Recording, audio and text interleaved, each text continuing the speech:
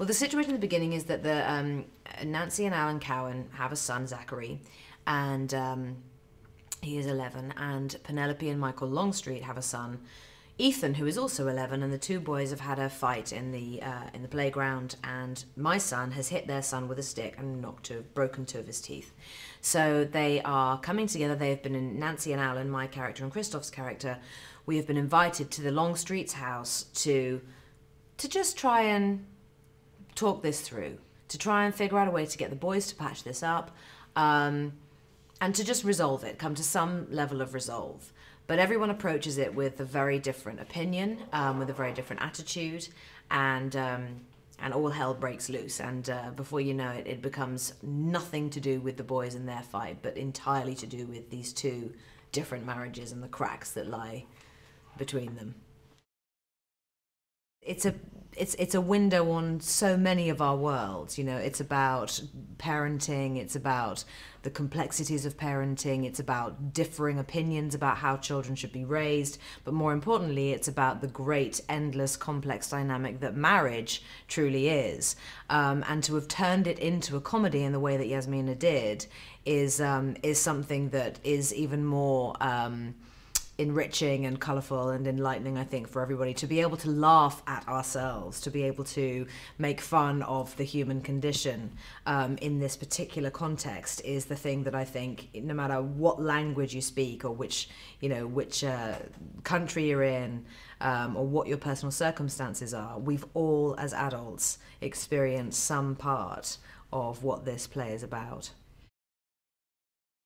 Well, I think, you know, it's I mean, there's no handbook, you know, there's no guidebook to how to act, how to, you know, be funny, sad, you know, so you have to rely on the writing, I think, with a piece like this, you know, because the comedy is in the writing, it's in the story, and it's within the framework of how the piece is set up.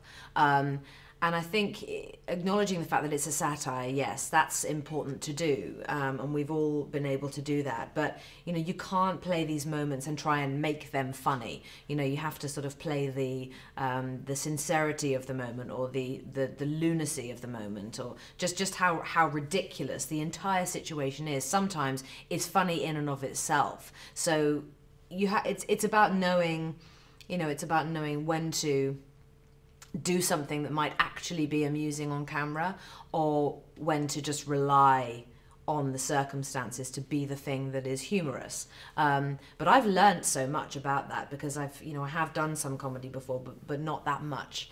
And you know, you learn these things as you go, and kind of hope for the best a little bit, and hope that you are doing something that is, you know, sincere and funny.